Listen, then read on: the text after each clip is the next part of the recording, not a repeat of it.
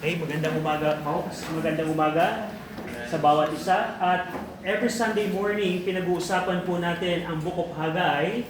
Ang Book of Haggai po ay naisulat nung panahon na ang mga Hudyo ay bumalik sa Jerusalem after po ng 70 years of captivity. Sa pamumuno po ni Zerubbabel, siya po ay nanguna sa pagre-restore ng buong bayan po ng Jerusalem because of the Babylonian captivity or destruction of Babylon.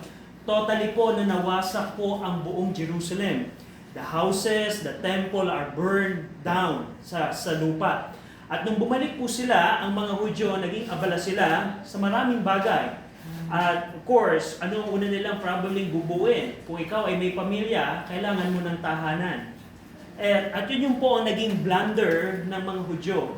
Mas inuna nilang gawin ang mga bagay personal instead na unahin ang Panginoon. Kaya po dumating ang mensahe ng Diyos kay Haggai upang ipakita sa mga Hudyo na dapat unahin niyo ako kaysa ang mga bagay personal. Kaya po nung binigay ng Diyos ang mensahe kay Haggai, hindi lamang niya ito ipinangaral, kundi isinulat niya din ito. At ngayon po, we have the Book of Haggai.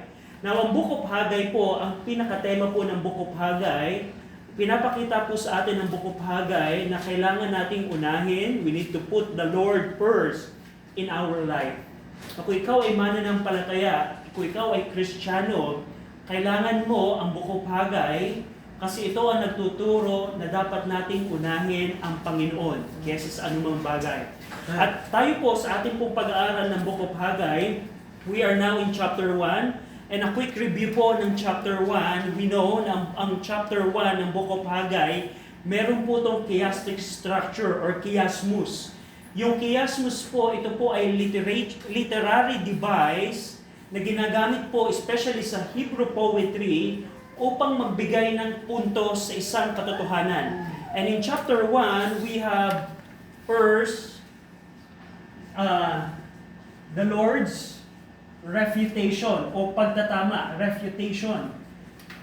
Verse 1 to 4 ng chapter 1, kung saan ipinakita ng Diyos, mga Hudyo, dito kayo nagkamali.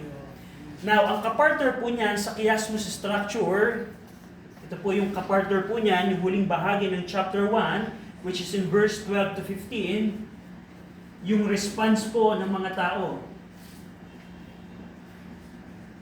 Verse 12 to 15. Pagkatapos, ipakita ng Diyos ang kanilang pagkakamali, sa chapter 1, verse 12 to 15, ito po yung naging response nila. At dito po sa chiasmus, pagkatapos po ng verse 1 to 4, dito po natin makikita yung mga consequences. Dahil meron silang pagkakamali, dahil hindi nila inuna ang Panginoon, may mga naging consequences na naranasan sila. At ito pong verse 5 to 6 ang nagpapakita po niyan, and ang kapartner po niyan is in verse 9 to 11 is another set of consequences. So sa chiasmus structure po, and by the way, this is 9 to 11. Sa chiasmus structure, ginagamit itong device na ito upang mas sentro yung pinaka-punto, which is in verse number 7 to 8, na ang sentro ng chapter 1 is the call to reveal, which is makikita natin in verse number 7 to 8. So ito po ang literary device na chiasmus na makikita natin in chapter 1. Ang pinakapunto po dito is bigyan nating atensyon yung pagtawag ng pagbubuo ng templo. In application, ang Book of Haggai, especially chapter 1, nakasentro ito na unahin natin ang Panginoon sa ating buhay. Now, sa ating pong pag-aaral ng Book of Haggai, we know that there are two reasons kung bakit natigil ng 14 years ang rebuilding of temple. We know in Ezra chapter 4, there is an external reason. Yung pong mga Samaritan, and by the help of the king, Artaxerxes, made a decree to stop the rebuilding of the temple. And for 14 years, they stopped the construction of the temple. And that's the external reason. But we know that there is an internal reason at dun po dinilip ng Panginoon through Prophet Haggai yung internal reason, the attitude of the Jews na ayaw nilang buuin ang templo. Masigit nilang pinaprioritize yung kanilang mga tahanan kesa ang tahanan ng Diyos. At doon po pumasok po si Haggai. Now, we are now in verse number 9 hanggang 11. Today, we're going to study chapter 1, verse 9 to 11, which is bahagi ng another set of consequences of their misplaced priority. Babasahin ko po, sundan niyo ako sa inyo pong mga Biblia. Haggai chapter 1, verse 9, "Ye look for much, and lo, it came to little. And when you brought it home, I did blow it upon it. Why, said the Lord of hosts? Because of mine house that is waste. And ye run every man unto his own house. Therefore the heaven over you is stayed from dew, and the earth is stayed from her fruit. And I called for a drought upon the land, and upon the mountains, and upon the corn, and upon the new wine, and upon the oil, and upon that which the ground bringeth forth, and upon men, and upon cattle, and upon all the labor of the hands." Shall we pray? Ama naming Diyos po na makapangyarihan sa lahat, Ama, we're praying na bigyan niyo kami ng tulong sa umagang ito, na magkaroon kami ng kaunawaan, tamang pagkaunawa ng inyong pong salita, especially ang Book of Haggai, so that we can properly apply it in our lives. We pray, Panginoon, na ang kasalanan, Panginoon, ng mga Hudyo nung time ni Haggai ay hindi po maging kasalanan na aming mga anak po ninyo in our time. We pray na matutunan namin ang katotohanan ng inyong pong salita upang hindi namin magampanan, magawa ang kasalanan po nila. And we pray that the Holy Spirit would work in us today, especially kung sa amin pong kalagitnaan ay meron pong isa o ilan na hindi po ligtas. I pray na maunawaan nila ang Ebanghelyo at makaranas sila ng kaligtasan. We pray na kahabagan nyo kami at tulungan. In Jesus' name we pray. Amen. So sa ating pong pag-aaral, we already see yung pagtatama ng Diyos, the Lord's refutation, kung paano ni-reveal ng Diyos na meron kayong oras, sinasabi ninyo na meron, ito na yung panahon na magtayo kayo ng sarili ninyong tahanan, pero sinasabi ninyo, it's not yet time to rebuild the house of God. Makikita natin po dyan. At because of that, meron pong consequence na naranasan po sila, which we saw in verse 5 to 6. Now, the difference between the consequences here than here, dito, you will not see the involvement of the Lord in their consequences. And probably, kung ikaw ay Hudyo, you can say, oh, the economic disaster that we're experiencing is just because we had a bad luck this year. And we can say that. Bilang Kristiyano, pwede nating makumit yung ganang thinking. Nagkaroon ako ng cancer sa lungs. Siguro, malas lang ako. O ako ay merong problema ngayon sa pamilya. Siguro, ito ay aksidente lamang. And probably yun yung assumption nila.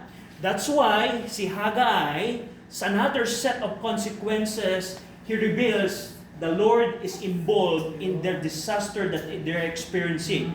So dito po sa verse 5 to 6, you will not see the hand of God in verse 5 to 6. But here in verse 9 to 11, you will see that the Lord is directly involved in their hardship. Pwede ba kung sa ating panahon, kung tayo ay hindi natin unahin ng Diyos, posible ba na ang Diyos ay kumilos sa ating buhay? Definitely, that's the book of Haggai is teaching. If we, believers of our time, don't prioritize God in our daily life, in our church life, in every aspect of our life, we can see in the book of Haggai that the Lord can control and can work in our environment so that we know that the Lord is correcting us and teaching us to prioritize Him above all things. Now, dito po sa verse number 9, sabi po dito ni Haggai, of course, it is the Lord that was speaking, but Haggai is the mouthpiece of the Lord, and Haggai said, "Ye look for much, and lo, it came to little. And when ye brought it home, I did blow it upon him." Sa Tagalog, kayo ay naghanap ng sobra, pero nung tiningnan ninyo, kokonti lamang ang dumating. At yung kokonti na nakuha ninyo, nung dinala nyo ito sa inyong mga tahanan, I did blow upon it. Ang Panginoon ay hinipan ito at nawala. At ito ang kanilang kalalagayan. So instead of recognizing divine discipline, these Jews might blame natural causes for their situation. That's why the prophet highlights that the Lord's blow upon it. That's not just a natural disaster, but God is involved in your hardship. After challenging the Jews to rebuild the temple in verse number 8, which we saw last week, the Lord shifts back their focus in their current hardship. So mapapansin ninyo, previously in verse 5 to 6, pinakita na this is the result, the economic disaster that you experience, which we saw in verse number 5 and 6. And then the call to rebuild. And then now, the prophet Haggai draw back their attention to see their situation. And sa pamamagitan ninyon, magkakaroon sila ng kaisipan, bakit kami nagkakaganito? Bakit namin ito nararanasan? And by that way, makikita nila, oh, we don't prioritize God at all in our lives. At dito, makikita ninyo, though they expect abundant harvest, you look for much, they're expecting abundant harvest, their yields are disappointingly small. So dito, si Haggai, ine-emphasize niya yung contrast between the people's expectation and the disappointing reality. Na ito yung ine-expect nila, or we're expecting, dahil marami tayong itananim, we're expecting much harvest. But because they don't prioritize God, they harvest little. So even the little they manage to gather quickly disappear under the Lord's judgment. Sabi dito ng Panginoon, and when ye brought it home, the little that they get, when they brought it home, the Lord did blow upon it. So dito makikita natin that the little that they gather quickly disappear because of the Lord's judgment. So ito pong verse number 9, this mirrors the situation described in verse 6, but this time the Lord's direct involvement is clearly evident. So previously, nabanggit na siya ni Prophet Haggai, makikita nyo in verse number 6, ye have so much and bring it little. That's the same words or synonym words, similar words na binanggit ng verse number 9. But right now, the difference is, you know who did that to you? It's the Lord. Ang Panginoon ang gumawa niyan sa inyo. And in verse 9, ito ang tanong ng Panginoon, why, saith the Lord of hosts? So dito, Haggai is speaking for the Lord of hosts, forces the Jews to confront the real reason of their economic disaster. The piercing question, why? That question demands a deep self-examination and acknowledgement of sin. Yung tanong dito ng Panginoon, why? Alam niyo ba kung bakit kayo ay nagtatrabaho, nag-e-expect kayo ng maraming ani, pero nung dumating yung anihan, ay kokonti yung inyong inani. At yung kokonti na inani ninyo, nung dinala niyo siya sa inyong tahanan, ay parang nawala ito. Na para kayong nagtatrabaho at nag-iipon ng wages na nilalagay niyo sa butas na bulsa. Bakit yun? Yan ang tanong ng Panginoon sa mga Hudyo. Why? Saith the Lord of hosts. Yung tanong po na yun po ay tanong na nagre-require ng matinding pag-iisip sa kanilang kalalagayan. Bakit namin ito nararanasan? Ano ang pagkakamali namin? Saan kami nagkakamali? Bakit ito namin ito nararanasan? At yan ang question po ng Panginoon sa kanila. So yung question po na why in verse 9, this has the same idea that was mentioned in verse 5 and 7 when the Lord said, consider your ways. When the Lord asked the Jews, consider your ways, meaning reflect on your ways, is the same attitude or the same idea when the Lord asked them the question, why? Why do you experience this economic disaster? So, now in verse 9, the Lord reveals the answer for his question. Because of mine house that is waste. Dito po, the Lord in verse 9, yung question niya previously ng why, it was immediately answered. And the Lord answered it, because of mine house, referring to the temple, that is waste or in ruin. Dito po, the Lord reveals the reason for their hardship. And that is not natural causes. Hindi pwedeng sabihin nila na, ay, malas lang tayo. Ay, palpak lang yung ngayong taon. The answer is because they are under the judgment because of their misplaced priority. Because of their misplaced priority. At dito makikita natin ang dahilan because the temple is waste or in ruin. Meaning, natayo we know the historical background of this, alam natin na yung foundation ay natapos, pero because of their attitude, hindi nila pinagpatuloy yung pagbubuo ng templo, the completion of temple. Previously, in verse 2, makikita ninyo, Haggai reveals the reason why the temple is still in ruin. Balikan natin quickly. Thus speaketh the Lord of hosts, saying, these people say, this time is not come, that the time that the Lord's house should be built. And that's the problem. And that's the reason why they experience economic disaster. Nag-aani sila, nagtatanim sila ng marami, pero ang inaani nila ay kokonti. At yung kanilang kumakain sila pero hindi sapat. Umiinom sila pero hindi sila nakakaroon ng kaligayahan. Nagdadamit sila pero hindi sila naiinitan. And binigay dito ng Panginoon. Why? Because my house is waste, in ruins. So after 14 years, they're still saying that it's not yet time to have a temple. Now, yung huling bahagi po ng verse 9, kadugsong po ito ng because of my house that is waste, and ang sabi dito ng Panginoon, and ye run every man unto his own house. Mine house is waste, but ye run every man unto his own house. So, ang tanong probably, why does the Lord depletes their resources? It is because his house lies in ruin, while their individual houses are cared of. So, ang tahanan ko, ang templo ko, ay hindi tapos, nakatiwangwang, pero kayo, ang inyong mga tahanan ay maayos. Yung pong word na run, meron po itong idea, the word run, meron po itong idea of running with enthusiasm and speed. Basically, ang ibig sabihin po nito, pag chinek natin yung language, the people are running to their own houses with enthusiasm or with speed. Anong ibig sabihin? Kapag ka ang tawag, buuin natin yung tahanan nito. Ang mga tao, they are running with enthusiasm and with speed. Pero kapag ang usapan, tayuin natin ang templo, they don't like that. They're saying, it's not yet time, Haggai. It's not time, Zechariah. It's not time, Zerubbabel.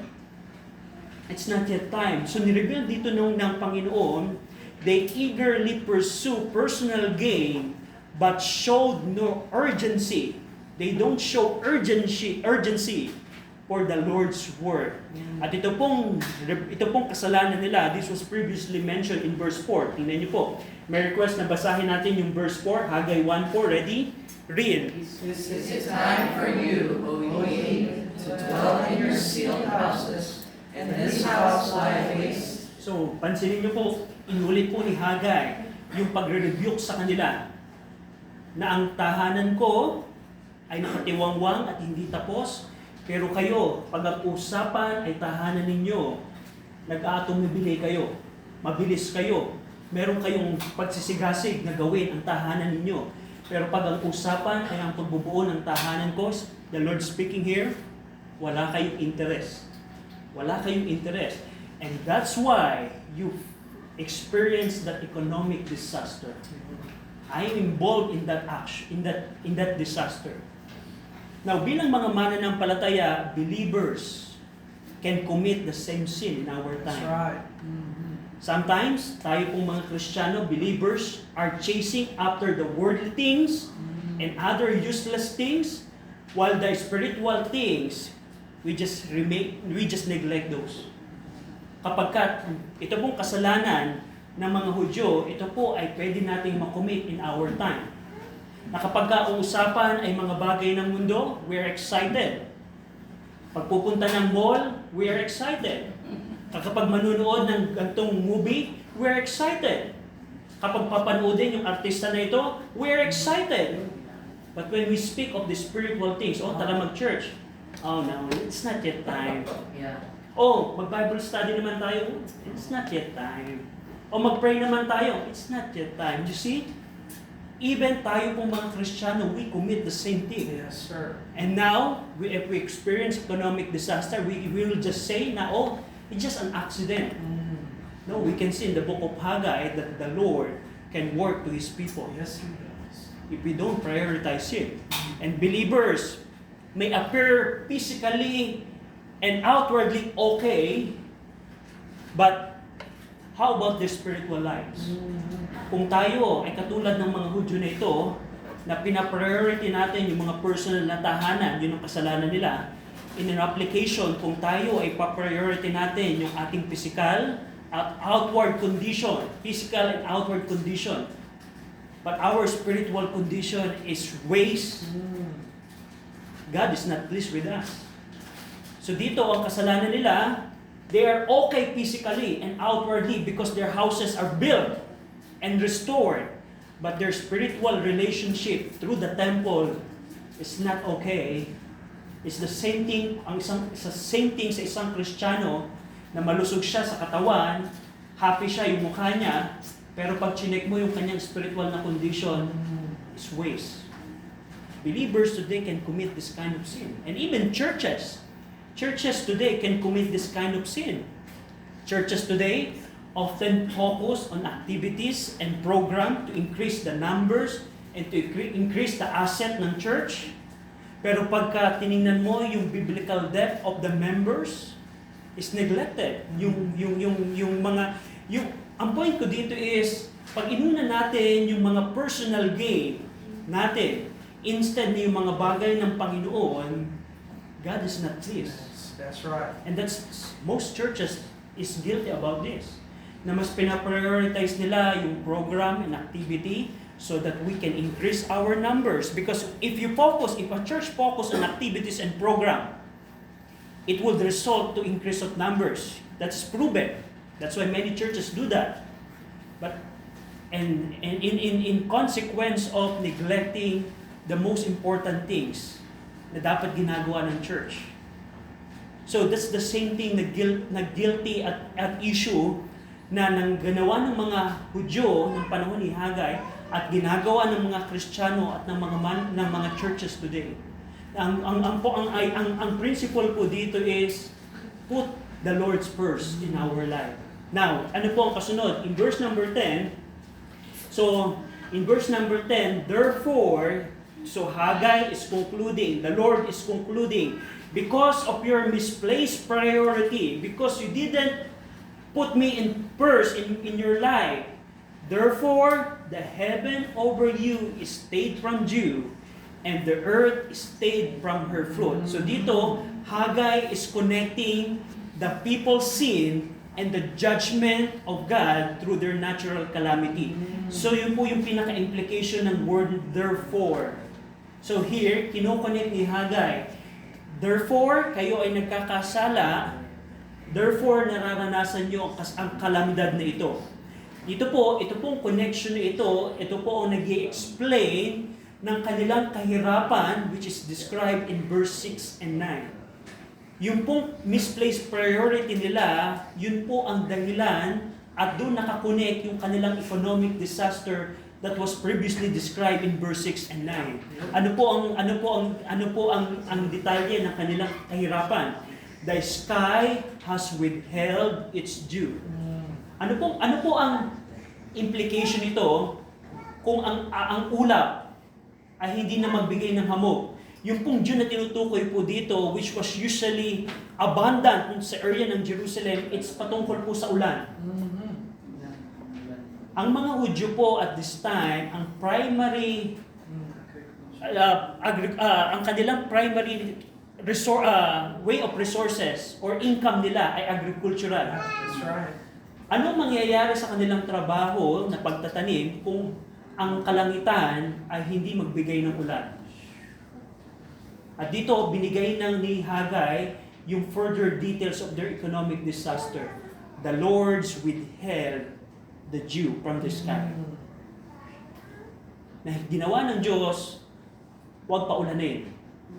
At anong mangyayari sa kanila? At yun yung nagbibigay ng details kung bakit nung nagtanim sila, mag-expect sila ng marami, but during the harvest, ay kukunti ang na-harvest nila because the dews is withheld from the sky. At dito makikita natin na without the dew, the soil becomes rock hard and unable to produce crops.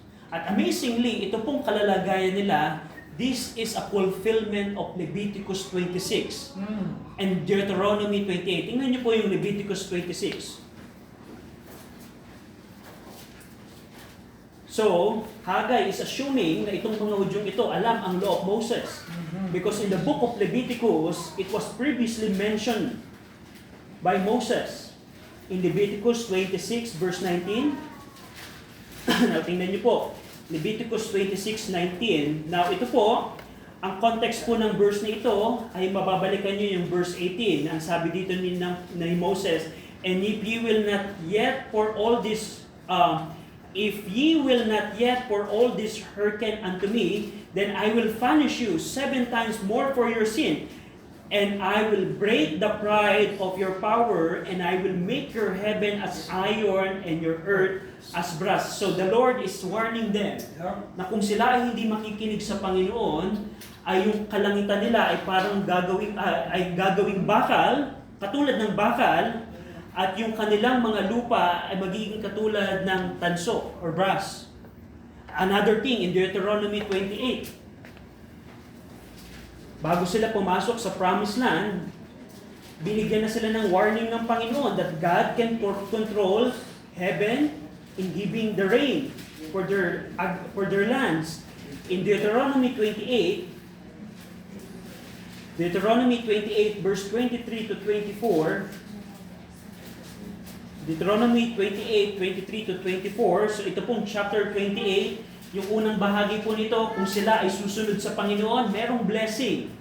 At verse 15 hanggang pababa, kung sila ay hindi susunod sa Panginoon, ito yung mga sumpa. And one of the curses that was mentioned in this chapter is in verse 23. And thy heaven that is over thy head shall be brass, and the earth that is under thee shall be iron, and the Lord shall make the rain of thy land powder and dust, from heaven shall it come down upon thee until thou be destroyed. Yung pong praise na heaven as brass and earth as iron, yun po ay nagpapakita ng desolation or dryness ng kalupaan.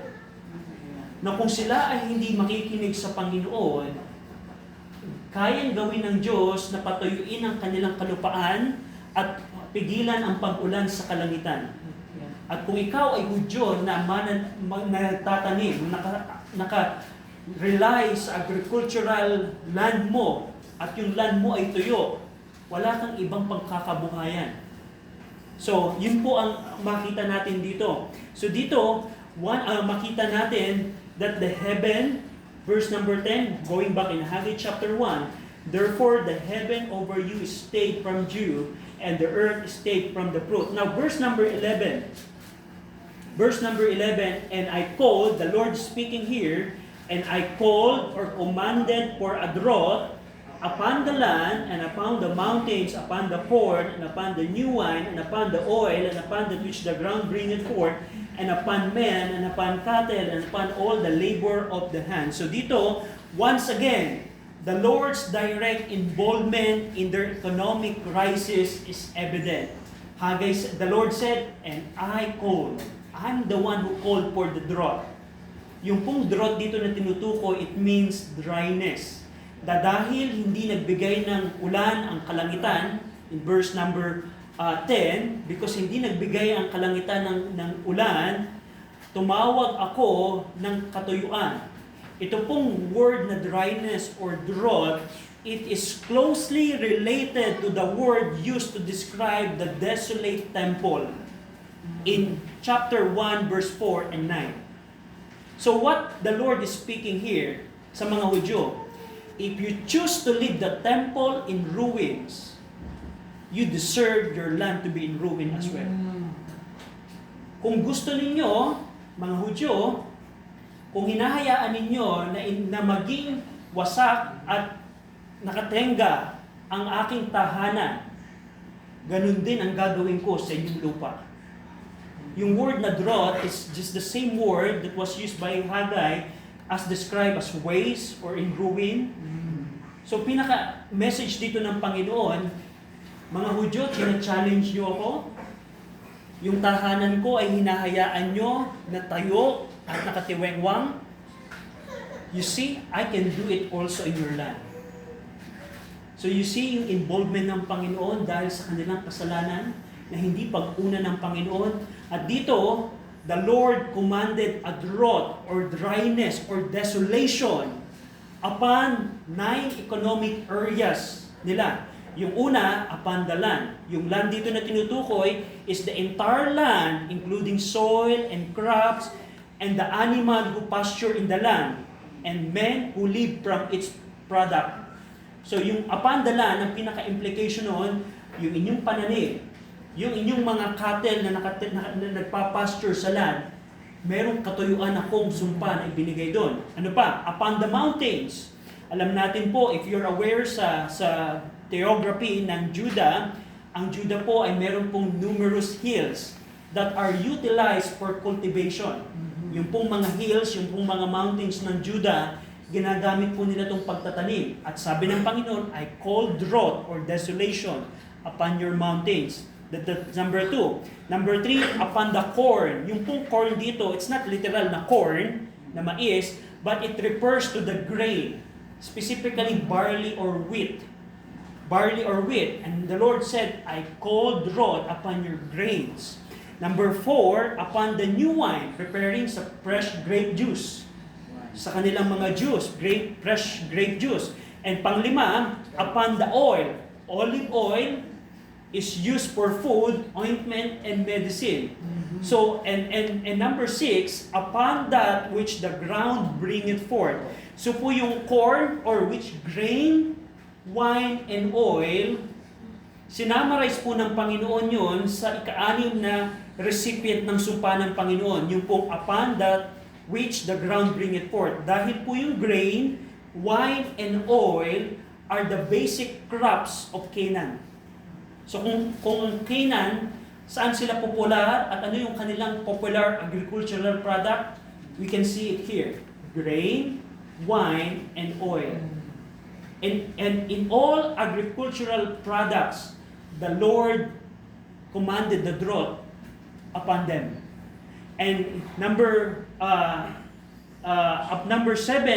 na recipient ng dryness or drought upon men, referring sa sicknesses, diseases, and other affliction that men receive. Upon cattle, referring sa livestock, suffered from sickness and infertility, na even yung kanilang mga alagang hayop ay sinumpa ng Panginoon. Yung kanilang taniman ay sinumpa ng Panginoon, and even mag-alaga sila ng kambing, mag-alaga sila ng tupa, mag-alaga sila ng baka, nadoon pa rin yung sumpa ng Panginoon. And lastly, upon all the labor of the hand, kahit anong gawin ng mga Hudyo, nakalakip sa kanilang kamay ang sumpa ng Diyos. Why? Because, sabi ng Panginoon, hinahayaan ninyo na desolate ang aking tahanan, hahayaan ko din na desolate ang inyong lupain. So dito po makikita natin that God can bring judgment, including economic crisis, to anyone who does not prioritize Him. This is the principle of the book of Haggai. The book of Haggai is telling us the Lord deserves a place for everyone. That's right. And if a person or anyone will neglect that, there is a consequence judgment. That's right. Now, for example, our country, are we in the judgment of God? Yeah. Alam niyo po ba that our country is one of the poorest country globally? We are part of the third world country. Maybe it's just an accident, Brother RJ. No. Alam natin, we are one of the country who receive typhoons most of the time. Yeah. Oh, Brother RJ, we're just malas. Malas lang tayo. Oh, alam niyo po ba that our country its ating unemployment rate is high compared to other nation? Is this just a coincidence? It's for you to answer. Knowing the book of Haggai That's right. and knowing how God works, it could give you an answer. So, or probably the answer is because our nation is given to idolatry. It's for you to answer. Because in the book of Haggai, it tells us something that we can apply in our country. How about the believers? Now, this is the application. We are now applying the truths that we're seeing in the book of Haggai. How about you? The book of Timothy says that God give everything for the believers for us to enjoy. That's the blessing of God for His children. God designed the Christian life not to be a burden, not to be in crisis, but everything to enjoy. Enjoy your family, enjoy your work, enjoy your life while serving the Lord. How is your life right now?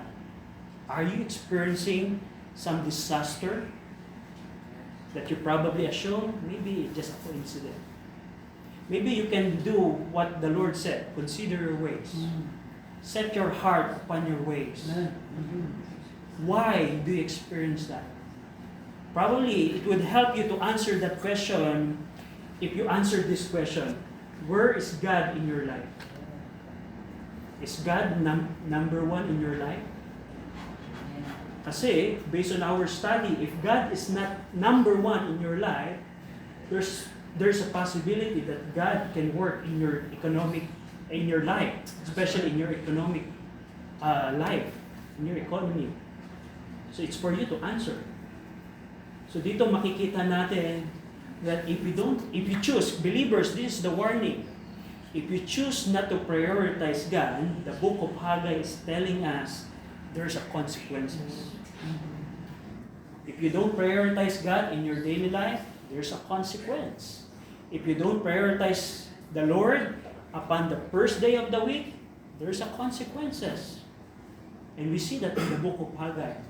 Now, para sa ating mga kaibigan, ang una mong dapat pagdesisyonan ay unahin mo ang Panginoon sa pagtanggap sa Kanya bilang Panginoon at tagapagligtas. That's right. Kasi ang nakakalungkot na katotohanan, merong consequence din. Ang mga taong hindi uunahin ng Diyos through repentance and faith, That's right. merong consequence. Merong consequence. At yun ay isang lugar na tinatawag na impyerno. Yep. At ayaw mong maranasan yan. Kaya nga sa mga kaibigan na nakapakinig ng mensahe today, maybe this is a time na, Panginoon, gusto kitang unahin. Amen. Napakinggan ko na nagkaroon ng problema ang mga Hudyo, pero ayaw kong sundan yan. Ang pwede mong gawin, kaibigan, unahin siya through repentance and faith. Pagsisisi, pagtalikod sa kasalanan, pagtalikod sa maling gawain, pagtalikod sa maling paniniwala, at pananampalataya na si Jesus Christ ang namatay para sa iyong kasalanan. Inilibing at nabuhay na muli according sa lumang tipan, at siya'y naghahari sa ngayon. At kung gagawin mo yan, kung uunahin mo ang Panginoon sa iyong buhay, in your salvation, meron kang blessing at hindi mo mararanasan ang consequence ng hindi pag-una sa Panginoon. Para sa mga Kristiyano, the challenge is for you. God is working in our lives. The Lord worked in the people, in the lives of these Jews. And I can tell the Lord's still working today. Amen. It's not just coincidence. Yeah, we can say that probably the Lord is testing your faith. Yes, we can say that if you're faithful in the Lord and you experience some disaster, some problem in your life, we can see that that's suffering that we receive just to test our faith. But if you're not prioritizing God in your life, and you know the answer to that question, and you receive some problem in your life, the best way to do is to consider your way. Kung ikaw, Kristiyano, hindi mo inuuna ang Panginoon, at alam mo ang sagot sa tanong na yan, hindi mo siya inuuna sa iyong buhay, kapag magdidesisyon ka, ang Diyos ay wala sa desisyon mo. Kapag magdidesisyon ang buong pamilya mo, wala ang Diyos sa desisyon na yon.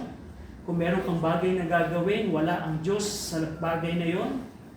At maranasan mo ang problema, ang suffering, magandang gawin Kristiyano is consider your ways.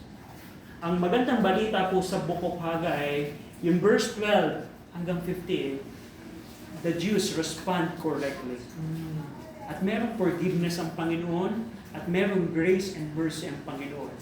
Na kung tayo, nakita natin, mali tayo. Kailangan po unahin ng Panginoon.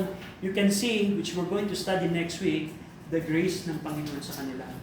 And the Lord supported them. And that's why, kailangan natin unahin ng Panginoon in our life. Shall we pray? Ama namin Diyos na makapangyarihan sa lahat, salamat Panginoon sa mensahe ng inyong pong salita na nagtuturo po sa amin na kailangan namin unahin kayo higit sa anumang bagay. Dahil po kung hindi namin gagawin yun, nakita namin sa Book of Haggai na meron palang consequence ang hindi namin pag-una po sa inyo. We pray Panginoon ang katotohanan ito ay maging paalala sa amin sa ngalan ng aming Panginoon sa Kristo. Amen.